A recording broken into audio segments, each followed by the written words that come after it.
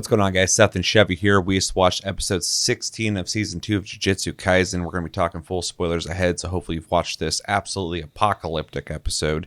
And let's do a real quick recap. And basically, like 3 things happen in this episode. 2 things, but there's like a little intersection there. So we start off the episode with Megami being chased by Toji. And the first half of the episode is pretty much just a lot of him running from him. Something I did not guess to see in anything ever, but specifically in the show, was a full-on fight scene between Toji and a bunch of rabbits, which was really weird. And then him breaking the ground into small pieces and flicking those into every single rabbit, eviscerating them in a gory way. I was not expecting to see that at all in anything ever. So that was crazy. Megami's not doing great against Toji. He's just running and basically trying to stay alive while Toji is showcasing how fast he is, as we all know, but Megami is learning this. We see a moment with Panda, and I don't remember the other guy's name, but he has the sword with the trench coat. They're wandering around doing their thing. The guy with the trench coat wants nothing to do with going down below and running into what happens to be down there. So he's trying to stall, take his time. They end up running into basically what I would call Ghetto's disciples before he was turned into the zombie Ghetto. They basically are all connected and a family of people who are following what Ghetto basically wanted. They had a relation with the 2 girls who were killed in the last episode. So that's a little interesting. They run into Panda and the other dude and basically want them to surrender. They don't want to just kill them for no reason. Kind of showing that they have a morality above just running around and killing everything. They're following Ghetto's idea of a world without the what do they call them, monkeys or whatever, humans, normies, basically. While they're trying to figure out that situation, we jump over to there's a quick scene with the dude with the sunglasses. I forgot his name, but he's like is that the principal? Yes. And the of girl. Tokyo School, yeah, they have a quick conversation. I don't quite remember what the hell they talked about, though. I was still trying to process all the things we had seen before that. Yeah, they're just basically kind of having like a back and forth, but it was mostly to show us that they do have like a healer on their side. Yeah, because that they're hiding so that isn't revealed. Yeah, because they talk about Nanami and is that who Megami's trying to get to? Mm-hmm. Yeah, which we'll talk about in a sec. But we also, this before that. So Megami is still running from Toji. Eventually, they make it to an alleyway. Megami's using all of his tricks to evade, stay alive, basically. But then he comes down to the point where he's like, I can't really trust my eyes with this dude. He's too fast, so I'm going to try and time things correctly to get a strike in. And if I get hit, I need to be able to make sure it's something that can be healed, basically. He tries to time Toji's attack. Toji is too fast for him still and is able to strike him. While he does hit him, Megami tries to grab Toji so he can hit him with a sword. Toji gets a good look at Megami and then is able to evade the attack. We get a flashback of Toji talking about Megami as a kid selling him off. A very responsible father, but still recognizing that, whatever part of Toji that's here recognizes Megami and, in my opinion, seems to decide to self-delete the fight and puts his blade into his head, and the body turns back into the person from before. Megami trying to figure out what's going on, turns around, goes to walk off to get help, and he is struck from behind by the dude that Nanami threw into a building, the blonde-haired ponytail guy with the hand sword, who seems very excited, as he typically does. After that, we get to see where the Jogo and Sukuna fight went, and it is insane. Jogo... Understatement. similar to Megami, is on the defensive, though he is trying to fight. Sukuna is basically, in my opinion, portrayed almost like Gojo level powerful in terms of just not being able to get hit and effortlessly attacking Jogo. Basically, this is just like the magic episode, the sorcery episode of Jujutsu Kaisen, because in the beginning we got Megami doing all sorts of abilities while trying to survive Toji, and now we have this fight between Sukuna and Jogo. I always want to say Gojo. In which we see a lot of crazy stuff. I also thought it was really interesting, and we'll talk about a little bit more, but the animation in the beginning of the episode was not as good as the second half. I noticed as soon as like Sukuna kind of showed up, it's like the lining was darker and more detailed, and it's kind of interesting to see that contrast, but we can talk about that. Jogo's trying to survive. He's doing attacks. Sukuna is doing a lot of like teleporting around and walking casually while getting shot at. A lot of crazy stuff to interpret, and I feel like I need to watch the episode again just to get all the details. There is a point at which Jogo decides he's going to use one of his crazy attacks. I think it was called Meteor. Yeah. And as he's getting that ready and he's creating a giant lava meteor, we go back to Panda, the other dude, and the disciples getting ready to fight, basically. Behind them, an explosion happens. That happened earlier with when we found out what Jogo and Sukuna were up to. But they notice that this meteor is being or growing in the sky. They're getting ready to run, and kind of giving us a little taste of Sukuna and his personality. He just shows up as they're in mid-run and tells everybody to not move until he says, and if they try to move, he'll kill them. I assume everybody either knows who he is or can sense how powerful he is, and they listen to him just standing there while he just waits. And then finally, when he tells them they can go, they all run instantly, and the meteor collides with the ground. Jogo assumes that at this point he's definitely hit him in some way, which was the deal, or at least done some damage to him, and Sukuna, is fine. He hops up on the meteor, and they have a final standoff where they both, get ready to cast some kind of fire projectile.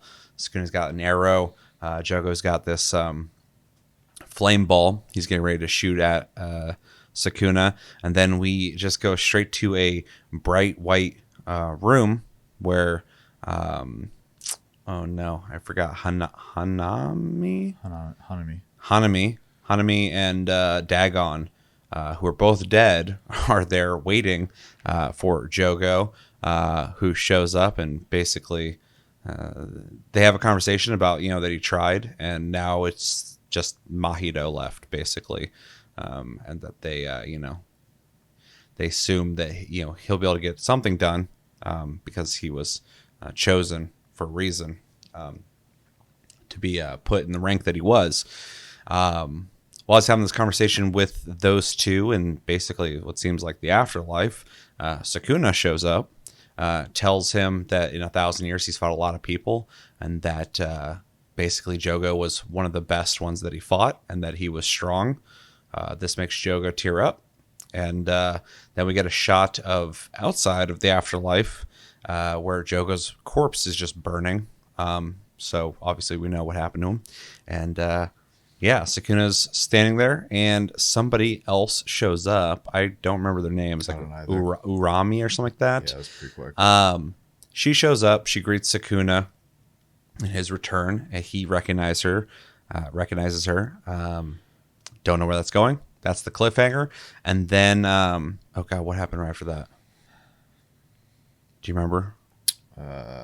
The blonde dude. Oh, yeah. Then we get a really weird cliffhanger after that. The guy who had sliced Megami is like freaking out. Some big dude, Some giant thing of some sort, yeah. is coming at him. He's freaking out and trying to wake up Megami. Yeah, all of a sudden he wants Megami to be awake. Yeah, and the episode just ends there. So the last like 4 episodes of the show are just cliffhanger after cliffhanger after cliffhanger. And it's not just one cliffhanger; it's always multiple cliffhangers, and we're not really getting closure outside of Jogo's dead. So there's closure there, I guess. There's always like one thing with like 3 more to come. Yeah, it seems like so.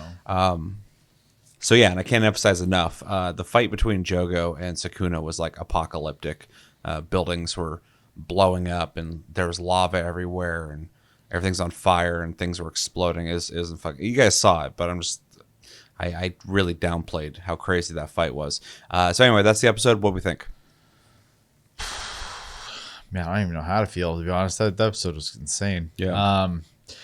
So yeah, I mean, right in the beginning, obviously with the fight between father and son, or spirit of father versus son. Lot of creativity in that.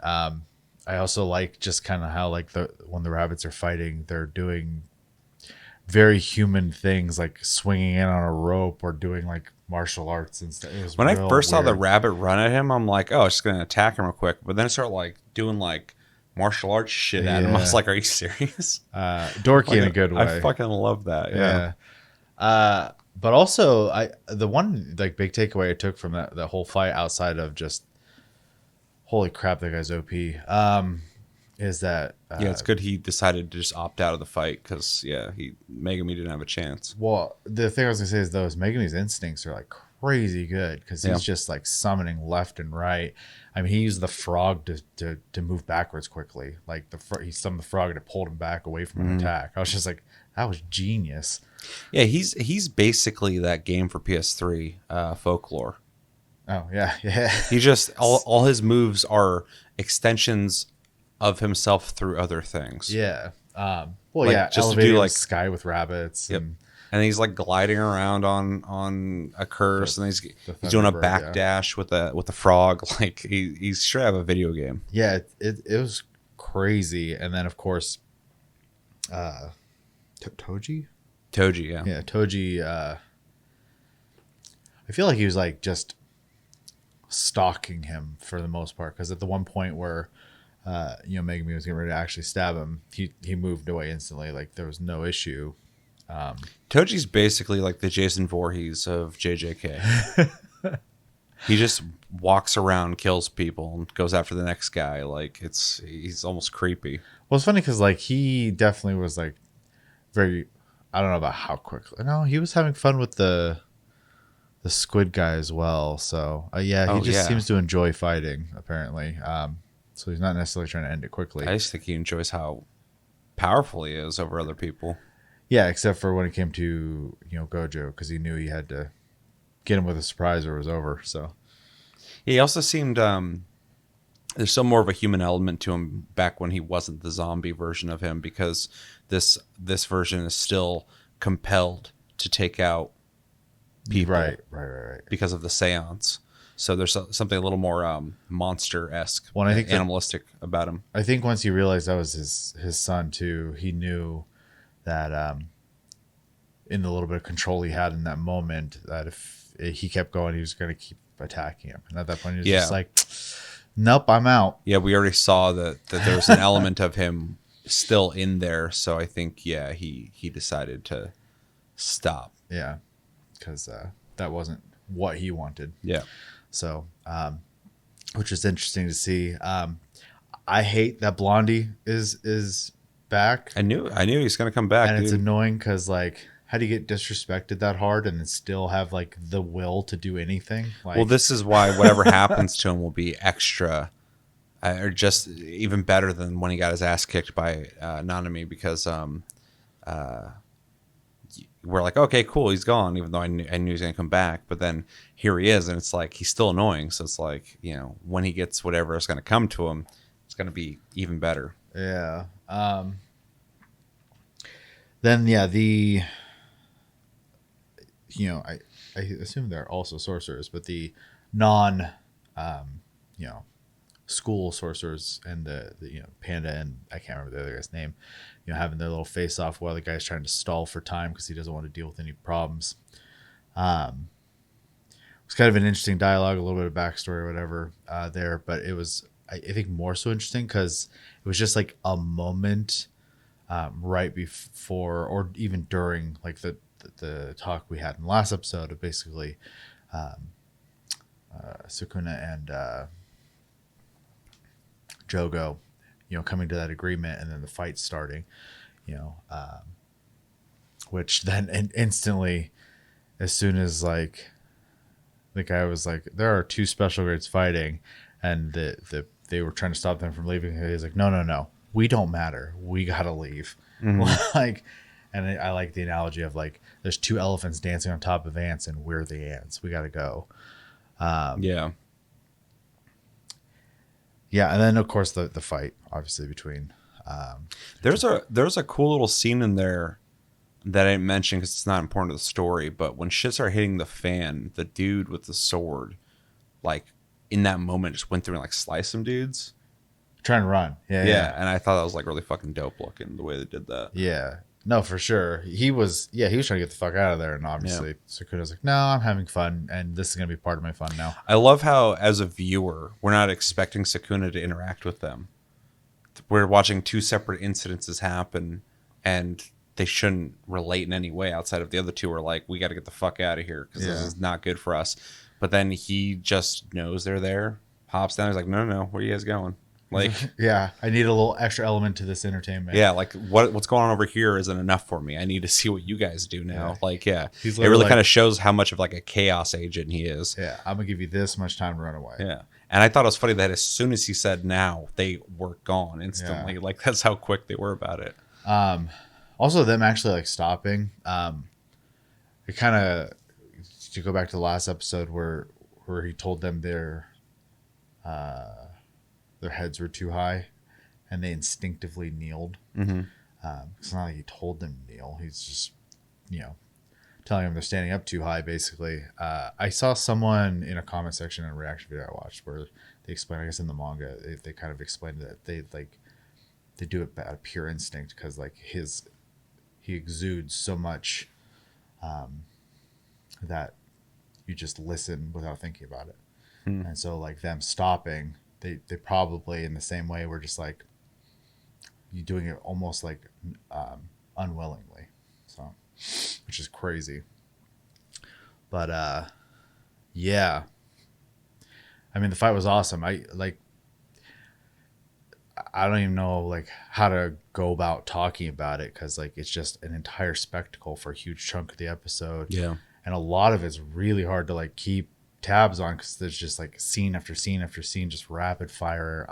Some moments that kind of stand out to me is at one point Jogo puts his hands up and you see the lava turn into two hands and grab two freaking buildings and try to slam them into Sukuna. I'm just like, what the hell was that? Like, yeah, and this is stuff that I didn't know Jogo could do, but makes sense he could because for anybody who's weaker than him, why would he use anything like that? And the only people we've seen him fight other than that is like Gojo, and that's not going to work for Gojo. We really are screwed up on his power scaling because of Gojo. Yeah, exactly. And I kind of like that because even though now he's dead, and I like the way that they did that, we got to see that he wasn't like a bitch. He just is in a weird category of like more powerful than most people, but there's some real high-powered people that he interacts with, the wrong guys, and he's not of their caliber. So yeah, and of course, like in the first season too, we had that conversation about like when they were still trying to figure out Yuji and what to do with him, and was asking like, could you beat Sukuna? And Gojo was like, oh, I could do it, for sure. Like, and it's just funny how cocky he is. And then now you see the way Sukuna is, and you're like, he's pretty crazy too. But Gojo has like, one of the craziest powers, which is you can't touch me, basically. So he a lot of times doesn't have to interact with things. Yeah. So I don't know. I really kind of hope we do get to see them kind of spar it out, but we'll see how that goes. But yeah, anyways, just do yourself a favor, and if you've watched it, obviously, I plan on rewatching that fight because that was hard to follow. I plan on rewatching this season because this season has had so many good episodes, and the last like 3 or 4 episodes in a row have all been fantastic. I'm used to when I watch an anime, like a great episode and then we calm down a second, then a great episode and calm down a second, maybe have some humor or whatever. This has just been rapid fire epic shit happening. Yeah. And this episode was just as insane. Well, it's like, there's war arcs in all sorts of animes and stuff like that, but like this definitely feels like a war. Like it's crazy. Yeah. Although it's crazy that I still love the idea that their biggest weapon of Gojo is just not here. And so there's like all these powerful dudes on like, the other side who are all fighting each other or, self-deleting basically, running everything right now. But it's all chaotic because there's no like clear allies really. Yeah. So I'm still waiting to see what Geto does. It's all contained in this bubble too. Yep. Like no one outside of the bubble knows what's going on. So it's like, it's wild. Mm-hmm.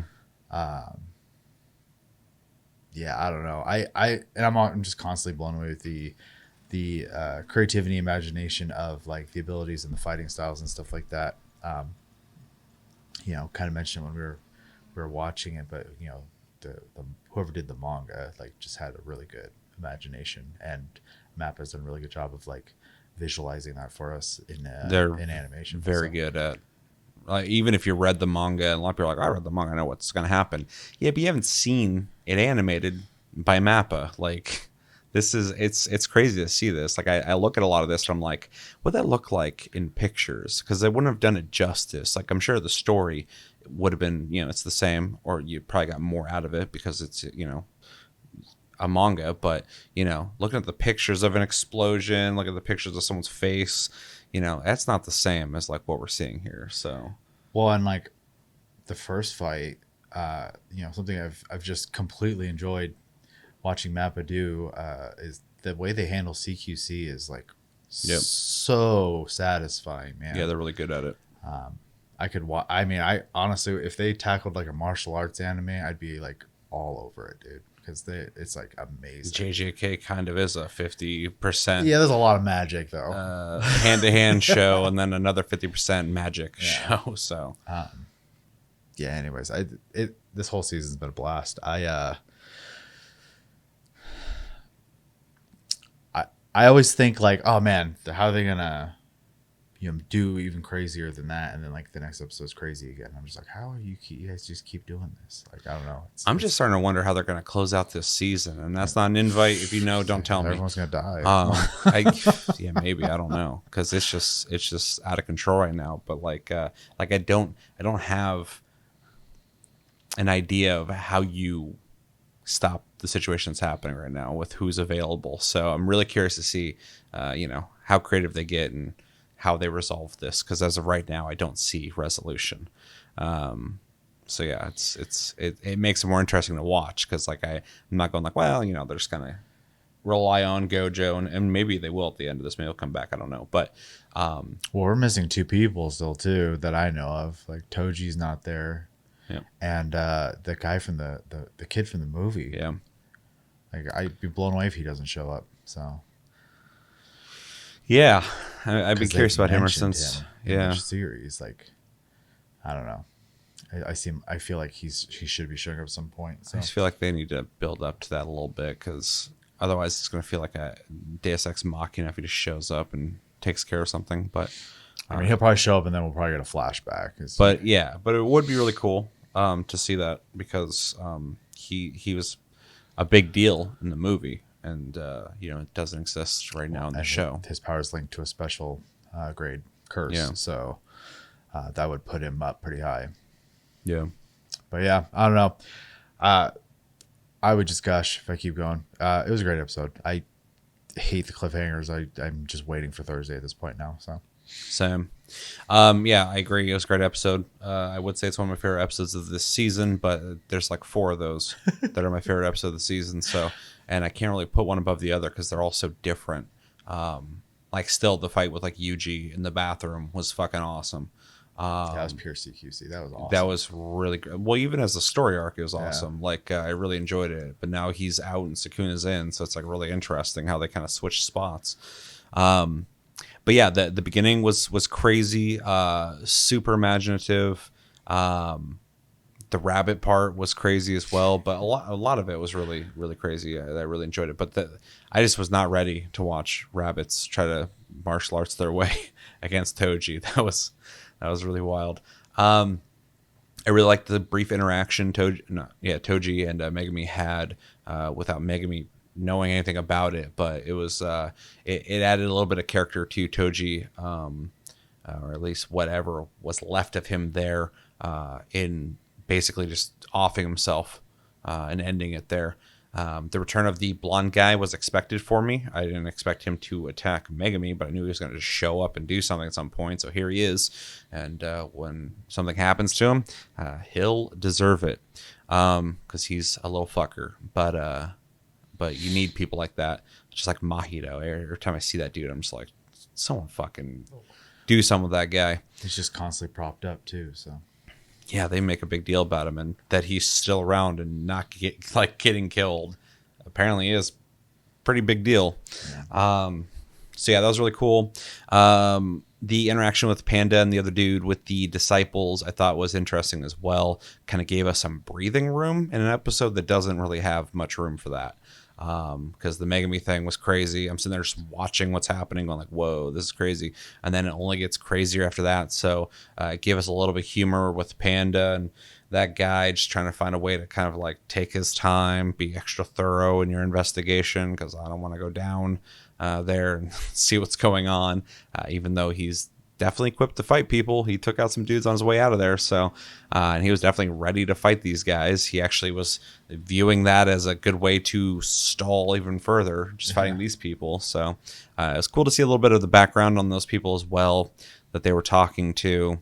I don't know if we'll explore that more, but at least we understand who they are and that they're not just the blonde guy with the ponytail running around enjoying hunting people down. These people are like, we're combatants, surrender, we don't want to kill you, that kind of thing.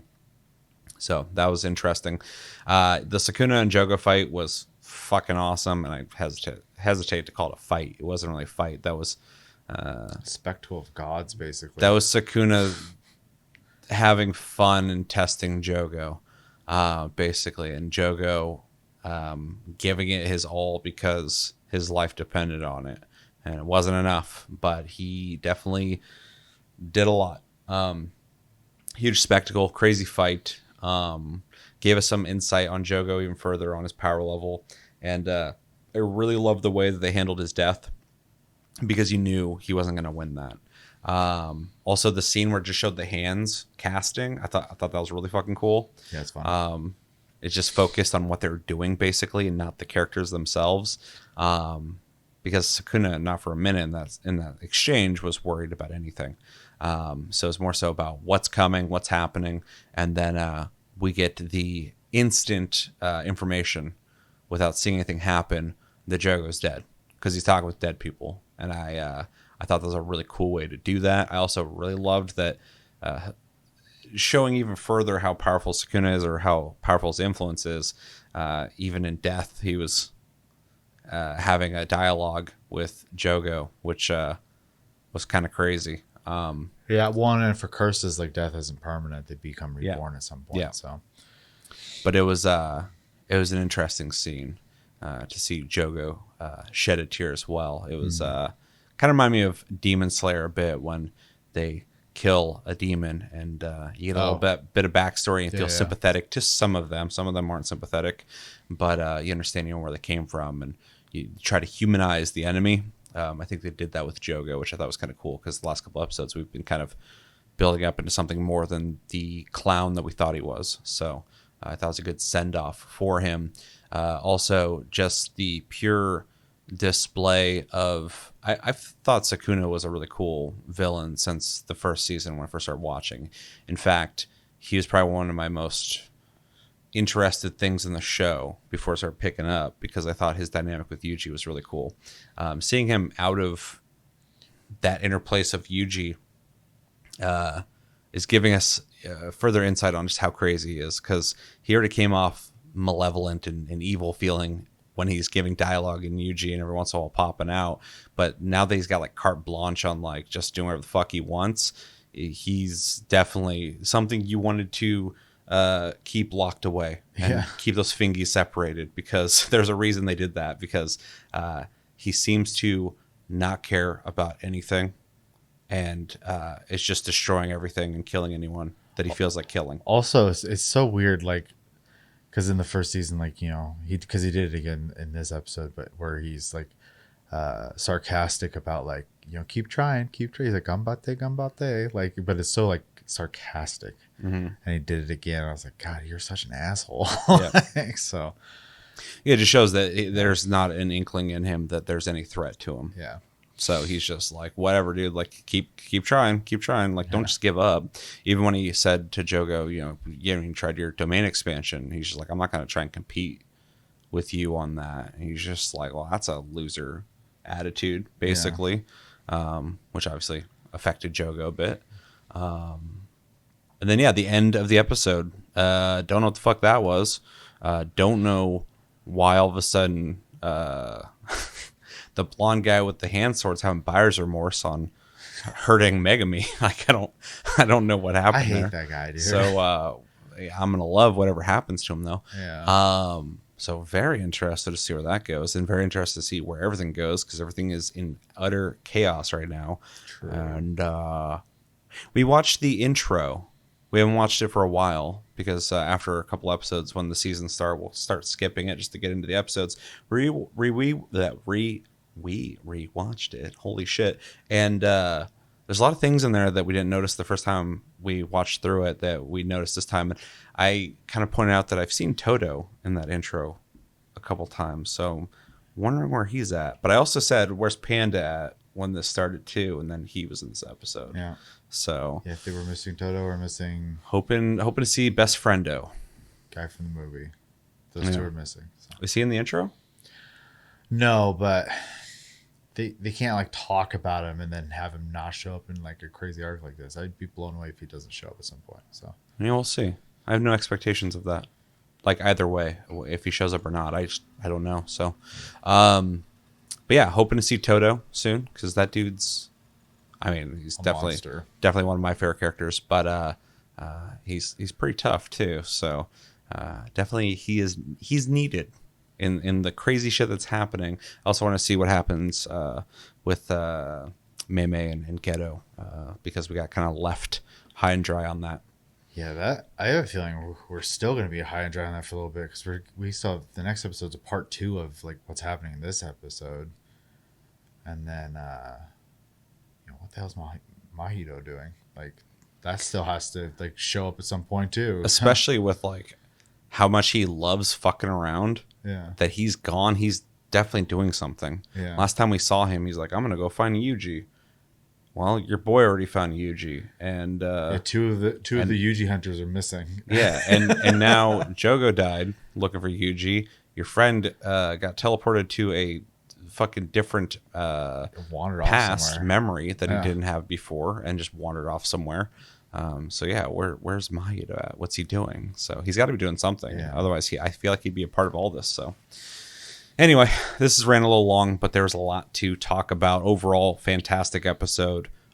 Really love where things are going in this season, and can't wait to see more. So yeah, anything else? Let us know in the comments what you guys think of this episode. What stood out to you? Is there any details in the episode maybe we missed that we didn't talk about that you'd like to talk about? Talk about it in the comments below. And what was your favorite part? What do you think about the Sukuna and Jogo fight? What do you think about Megami and Toji? And what do you think about people who aren't in the episodes yet that we're waiting for, like Toto? Who are you waiting for? I'd like to see the guy who yells crazy stuff too. We only saw him for a brief second.